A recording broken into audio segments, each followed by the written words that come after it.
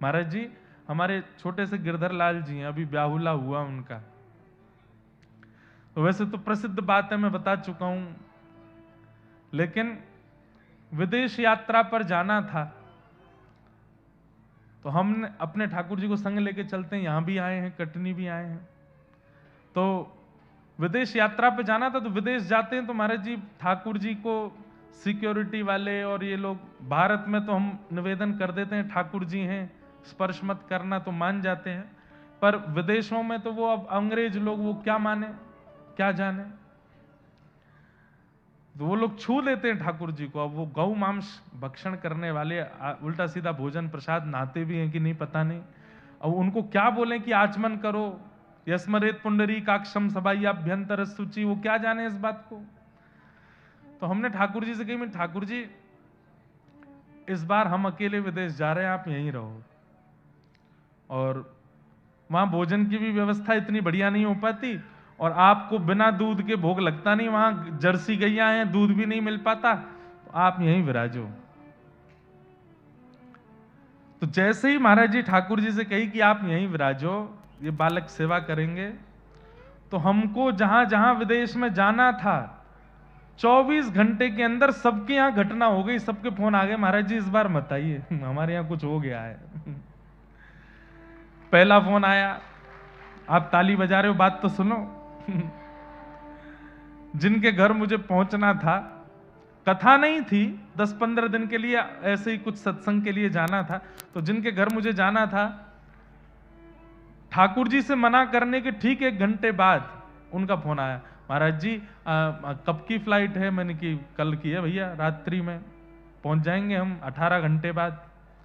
तो बोले महाराज जी वो हमारे घर में एक घटना हो गई। मैंने क्या हो गया? मुझे मेरी पत्नी को जॉब से निकाल दिया है किसी कारणवश, और घर में बड़ी तनाव भरी स्थिति बन गई है, और उसको जॉब दिलानी है, ये करना वो करना है, बड़ा वैसा माहौल हो गया महाराज जी। इस बार थोड़ी क्षमा प्रार्थी हैं, 3-4 दिन की जो सेवा थी वो हम नहीं कर पाएंगे। मैंने कोई बात नहीं, 3-4 दिन बाद जिनके पास जाना था उनके पास चले जाएंगे, पुरानी बात है।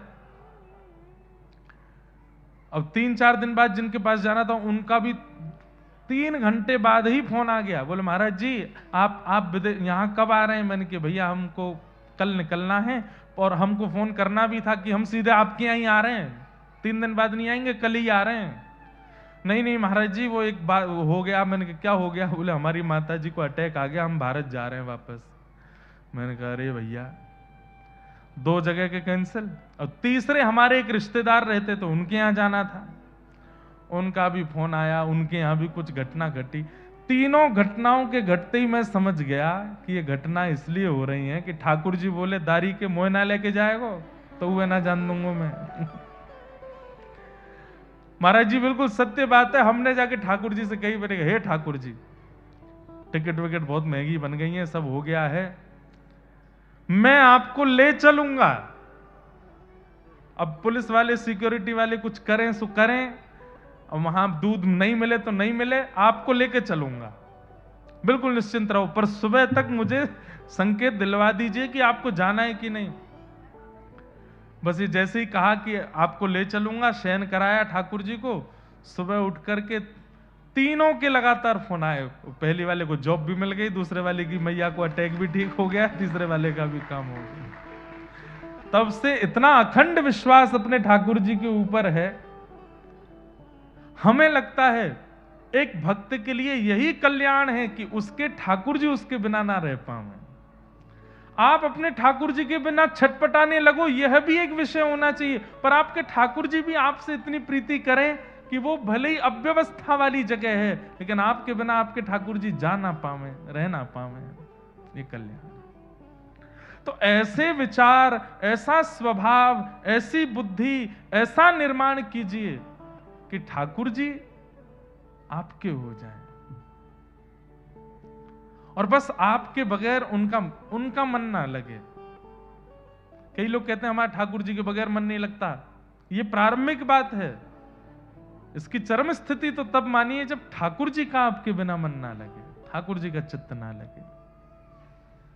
तो मानव कल्याण के लिए क्या करना चाहिए, ये प्रश्न लेकर के सौनकादि ऋषि बैठे हैं।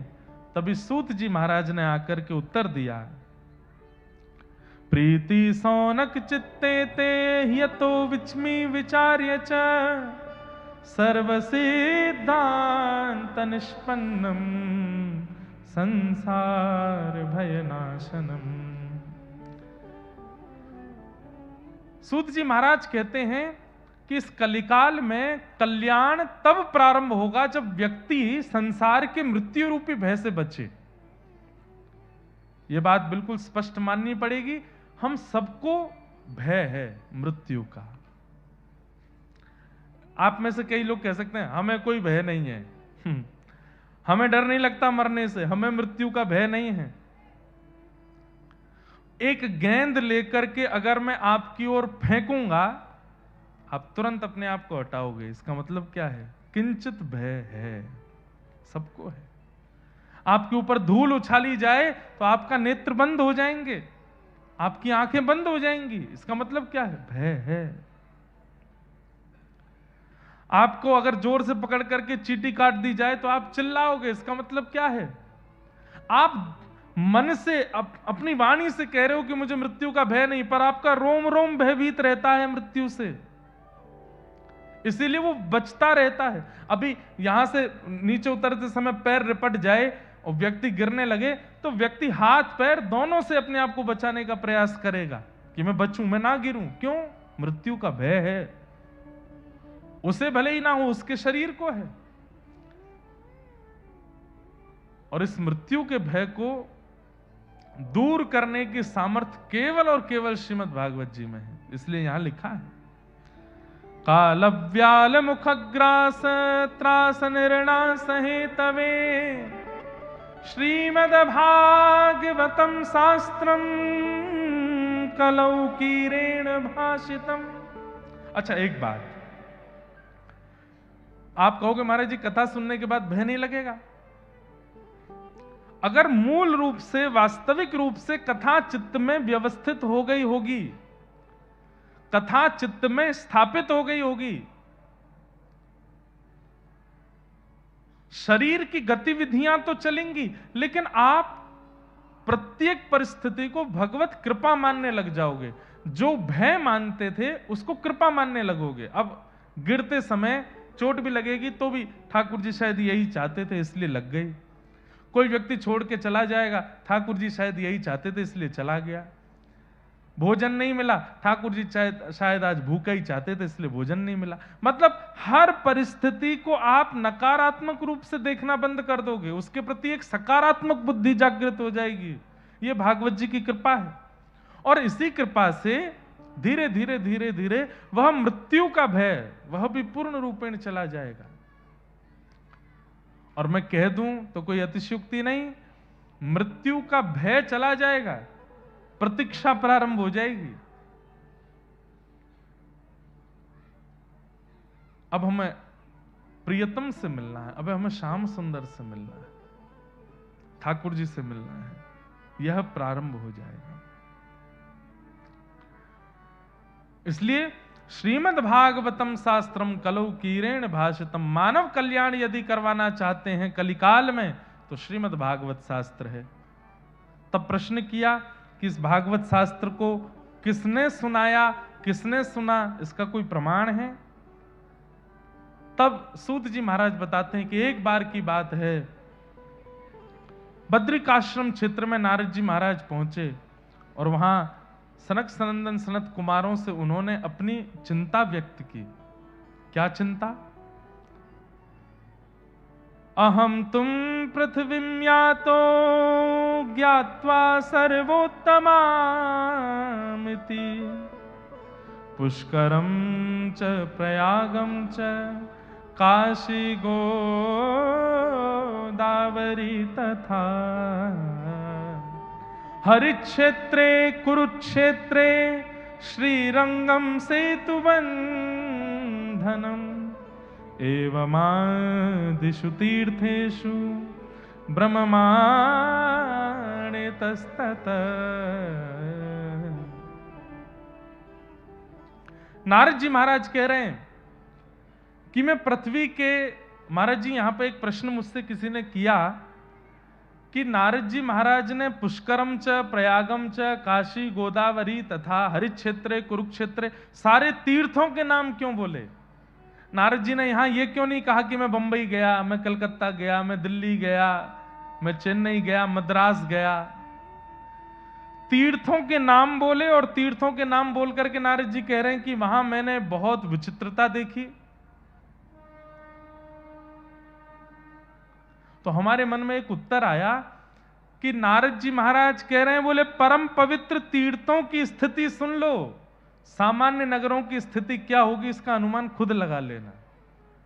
परम पवित्र स्थानों की स्थिति जब ये बन चुकी है तो सामान्य नगरियों की स्थिति क्या होगी ये तुम अनुमान खुद लगा लेना। जैसे बच्चे स्कूल में कई बार, इधर देखो सावधानी से सुनो, बच्चों का रिजल्ट आता है ना, माता पिता अपने बालक से पूछते हैं, अरे क्या आया? अब वो बालक फेल हो गया है ये नहीं बताएगा कि मैं फेल हो गया, वो बोलेगा सामने वाले शर्मा जी का बेटा भी फेल हो गया। बोले उसका नहीं अपना बता, अरे वो गुप्ता जी हैं उनका बेटा भी फेल हो गया है। अरे गुप्ता जी का नहीं तू अपना बता, अरे बुआ का बेटा पढ़ता संग वो भी फेल हो गया। अरे तेरा पूछ रहा हूं। बोले जब ये 3 हो गए फेल तो मैं कैसे बचूं? मैं भी फेल हो गया। तो बालक इस प्रकार की वार्ता क्यों करता है? भाई जब बड़ी बड़ी पदवियों पर बैठे हुए लोग भी जब ऐसे हो गए तो हम कौन सी खेत की मूली हैं? हमारे साथ भी हो गया। कोरोना जब फैलना शुरू हुआ था, लोग बाग पहले भयभीत नहीं हुए, लेकिन जब पता चला कि खरबपति करोड़पति भी अब इतना धन लगा करके अपनी जान नहीं बचा पा रहे, तब ज्यादा भयभीत हुए लोग। बोले जब करोड़ों करोड़ों हॉस्पिटल जिन्होंने बना के खड़े किए हैं खुद ही, वो अपने प्राण नहीं बचा पा रहे हैं, तो फिर हम तो भैया सामान्य घर के लोग हम कैसे बचेंगे? अब अपनी रक्षा करो। तो बड़ी स्थिति इसलिए बताई है नारद जी ने, तीर्थों के नाम इसलिए लिए हैं कि भाई तीर्थों की स्थिति ये है तो सामान्य नगरियों की स्थिति तो तुम अनुमान लगा लो क्या स्थिति है। अब ये तो वैसे विस्तार से बोलने वाला प्रसंग है, पर मेरा बार बार मन घड़ी पे जा रहा है कि आज आप लोग बहुत सुबह से विलंब में चले गए, पर हम कल से घड़ी नहीं देखेंगे, कल से खूब विस्तार से सुनाएंगे एक एक भाव। सत्यम नास्ति, थोड़ी सी बता देता हूं। तीर्थों के नाम लेकर के नारद जी कह रहे हैं कि यहां मैंने क्या देखा? सत्यम नास्ति तपः शौचम दयादानम न विद्यते उदर भरिणो जीवा वराका कूट भाषिण। सत्यम नास्ति, लोग अब सत्य नहीं बोलते कलयुग में। शौचम नास्ति यानी कि पवित्र नहीं रहते हैं, केवल दिखावा करते हैं पवित्र रहने का। सत्यम नास्ति, शौचम नास्ति, दया नास्ति, दया नहीं है। आजकल तो दया भी व्यक्ति कैमरा के सामने करता है। अगर किसी को कुछ दे रहा है तो भी वो देख लेगा, कैमरा ऑन कर भाई वीडियो बना, दे रहा हूं मैं। दया, दया नास्ति। सत्यम नास्ति, शौचम नास्ति, दया नास्ति, दानम नास्ति, दान भी नहीं कर रहा है। और दान करेगा तो ढिंडोरा पीट के करेगा।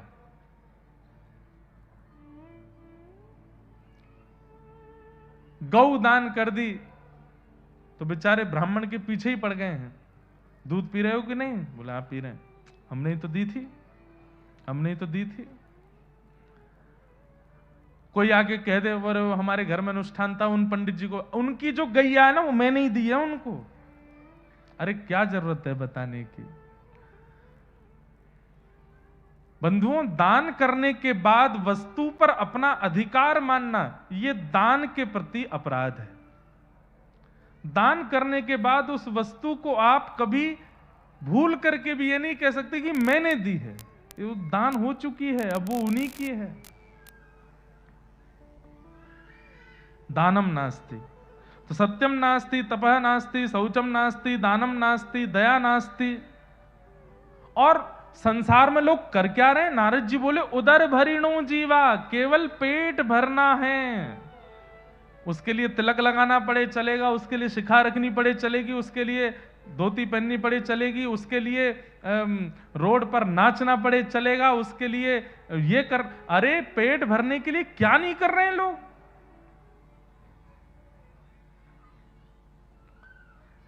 हमारे बंबई जगत के बड़े बड़े आधुनिक जो क्या बोलते हैं उनको, अभिनेता अभिनेत्री जन, वे स्वयं तंबाकू का ऐड करेंगे, वे स्वयं पेप्सी का और जो भी बच्चे पीते हैं ठंडी चीज उसका ऐड करेंगे और उसका करोड़ों लेते हैं और स्वयं ही नहीं खाते पीते। क्यों? उनको पता है कि इसमें दोष है। मतलब दुनिया को विष पिलाने के लिए तैयार हैं, अपने आप को लाने के, उसके बदले पैसे लेते, पर स्वयं नहीं करते क्योंकि वो जानते हैं कि ये विष है। उदर भरिणो जीवा, पेट भरना है, चाहे उसके लिए कितनों की हत्या करनी पड़े, कितनों को मारना पड़े, कितनों को नीचे दबाना पड़े, कितनों को पीछे छोड़ के आगे जाना पड़े, पेट भरना है। उदर भरिणो जीवा, इसी के लिए सब लोग कर रहे हैं काम। कभी चिंतन करके देखिएगा, ये बटुक ब्राह्मण यहां बैठे हैं और एक हमारे घर के बच्चे हैं, वो स्कूल पढ़ने के लिए जाते हैं। उसके पीछे भी केवल एक ही उपाय है कि 4-5 वर्ष से हम बालक को सिखाते हैं कि इतने योग्य बन जाओ कि कल तुम भी अपना पेट भर सको। उदर भरिणो जीवा, हम इसी के लिए उसको पढ़ा रहे हैं। ठीक है, पेट भरने के लिए शिक्षा का आना, पेट भरने के लिए व्यापार करना, ये तो एक नियम है संसार का, पर वही सर्वस्व है, ये गलत विषय है। नहीं, उसी के लिए मत कीजिए सब कुछ। मंदा सुमंद मतयो मंद भाग्या युपद्रुता, पाखंड निरता संतो विरक्ता सपरिग्रह, तरुणी प्रभुता गेहे श्याल को बुद्धिदायक, कन्या विक्रयणो लोभात दंपति नाम चकनकनम। मतलब इतने अकाट्य सत्य लिखे हैं यहां पर, अगर इसका मैं हिंदी विवेचन करने लगूं तो कई लोग बुरा मान जाएंगे।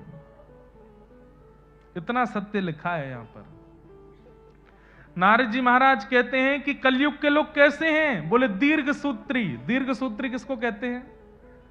जिस काम को करने में 5 मिनट लगना चाहिए, उस काम को करने में 15 मिनट लगाते हैं, 20 मिनट लगाते हैं हम आप सब लोग।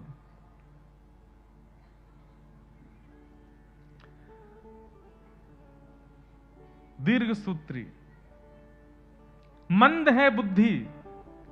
तंबाकू के ऊपर लिखा है स्पष्ट कि मुझको खाओगे तो मैं तुम्हारी जान ले लूंगा, फिर भी खा जाते हैं। ये मंद बुद्धि नहीं है तो क्या है हमारी? मदिरा पान करने वाले को कहीं पुरस्कृत नहीं किया जाता, लेकिन फिर भी मदिरा पान की जाती है। ये मंद बुद्धि नहीं है तो क्या है? पर स्त्री गमन, पर पुरुष गमन, पता है कि अगर समाज को पता चला तो अपमान के भागी बनेंगे, लेकिन फिर भी लोग करते हैं। छल, कपट, ईर्ष्या, द्वेष, अभिनिवेश, अहंता, ममता, ये सब दोष हैं, जानते हुए भी हम करते हैं। ये मंद बुद्धि नहीं है तो क्या है? मांस भक्षण, पता है कि ये जीव है, ये भी प्राणी है, जीवित है, और इसका मांस है, इसके अंदर रक्त है, इसके अंदर प्राण है, फिर भी मार के खा जाते हैं। मंद बुद्धि नहीं है तो क्या है? मंदा सुमंद मतयो, और मंद भाग्या। नारद जी महाराज कह रहे हैं कि हम आप सब लोग मंद भाग्य वाले भी, हमारा भाग्य भी अच्छा नहीं है। पाखंड निरताः संतो, पाखंडियों की संख्या बढ़ती जा रही है। संत का केवल भेष रह गया है, बाकी आचार विचार नियम के रूप में बिल्कुल भी संतत्व नहीं है उनके अंदर। पाखंडी ज्यादा है कलयुग में। पाखंड निरताः संतो विरक्ता सपरिग्रह। तरुणी प्रभुता गे है। आई एम वेरी सॉरी अगर मैं ये बोलूं और आपको बुरा लगे तो। बोले घर की मालिकिन मां होनी चाहिए, घर की मालिकिन बड़ी बूढ़ी दादी या मां होनी चाहिए, पर ब्याह होने के बाद मालिकिन वही हो जाती हैं। तुम जो कहोगी वो होगा। तुम जैसे चाहोगी वैसे रहेंगे। तरुणी प्रभुता गे है। और अगली बात सुनकर के कई भाई लोग नाराज मत हो जाना। शाल को बुद्धिदायक। घर में बड़े भैया बैठे हैं लेकिन उनकी राय नहीं चलेगी, लेकिन पत्नी के भैया अगर कह दें कि जी जाजी ऐसा, अरे बेटा तू ही कह रहा है सत्य। शाल को बुद्धिदायक। साले की बुद्धि पर चलने लग गए हैं लोग। हम भी साले हैं कि निखे यूं के तो। हमारी भी 3 बहनें हैं। अब ये बातें तो यहां भागवत जी में स्पष्ट है, पर मेरे से मेरे जीजा जी राय लेते तो मैं कहता हूं मेरी नहीं मानना। भागवत जी मना कर रही हैं। हाँ ठीक है, आपके बड़े भैया आपके परिवार के लोग जब राय दे दें उसके बाद मुझसे मैं भी उसी पक्ष में बोलूं तो बात ठीक है, लेकिन हम कथा वक्ता हैं, हमको इतने लोग मानते हैं, फिर भी कथा में 4 घंटा मेरी बात माननी ही माननी है। उसके बाद जब मैं साले के रूप में हूं तब मेरी बात नहीं मानना। शाल को बुद्धिदायक करना। कलिकाल में बड़े भैया की बात मानो, कलिकाल में अपने छोटे भैया भाई लोगों की बात मानो। और कन्या विक्रयणो लोभात। विवाह नहीं होता है तो क्या होता है? सौदेबाजी होती है। विवाह कैसे होता है कि भाई हमने अपने बच्चे को 5 साल मेहनत करा के चार्टर्ड अकाउंटेंट लगाया है और आप कह रहे हो कि 20 लाख रुपए लगाओगे बस। मतलब चार्टर्ड अकाउंटेंट की भी एक रकम है। बच्चे को ऐसे कह के बेटा तू अगर डॉक्टर बनेगा तो इतना तो लगेगा ब्याह में, तू अगर चार्टर्ड अकाउंटेंट बनेगा तो इतना लग जाएगा। और कन्या दान नहीं होता, कन्या विक्रय होता है। कन्या विक्रय। विक्रयणो लोभात दंपति नाम च कलकनम। और फिर इसी कारण से दाम्पत्य जीवन में उनके दोष चलता रहता है। बहुत सुंदर, आगे बहुत सारी बातें, सब नहीं कहूंगा। लेकिन नारद जी बोले सब जगह आश्चर्य पृथ्वी पर देखते हुए जब मैं वृंदावन पहुंचा, वृंदावनम, आहा, तब वृंदावन में मैंने क्या देखा? एक तरुणी बैठी है परम सुंदरी और उसकी गोद में 2 वृद्ध लेटे हैं। वो तरुणी कौन है, वो वृद्ध कौन है, मैं नहीं जानता, पर यह बड़ा आश्चर्यजनक था कि एक युवा कन्या की गोद में 2 वृद्ध लेटे हैं। तब मैंने उससे पूछा, और मैंने नहीं पूछा, उसने मुझे रोक करके कहा, भो भो साधो क्षणम तिष्ठत मत चिंतामपि नाशय। हे साधु रुक जाइए, मेरी चिंता का नाश कीजिए। मैंने कहा देवी तुम कौन हो और तुम इतनी युवा हो, तुम्हारी गोद में वृद्ध? तब उसने कहा अहम भक्ति ऋतिख्याता, मैं भक्ति हूं और ये मेरे 2 बेटे हैं, ज्ञान और वैराग्य। मैं युवा हूं क्योंकि सब मुझे भजते हैं, भक्ति सब करते हैं, लेकिन ज्ञान शून्य होकर के, वैराग्य शून्य होकर के करते हैं, इसलिए मेरे दोनों पुत्र वृद्ध हैं।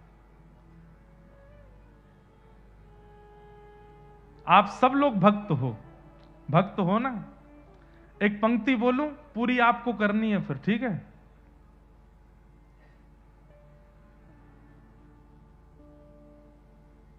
श्री गुरु चरण सरोज रज निज मन मुकुर सुधार।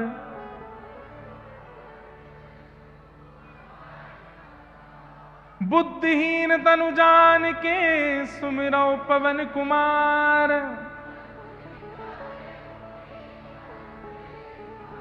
ठीक है, अब मैं जिसको बुलाऊं आप में से,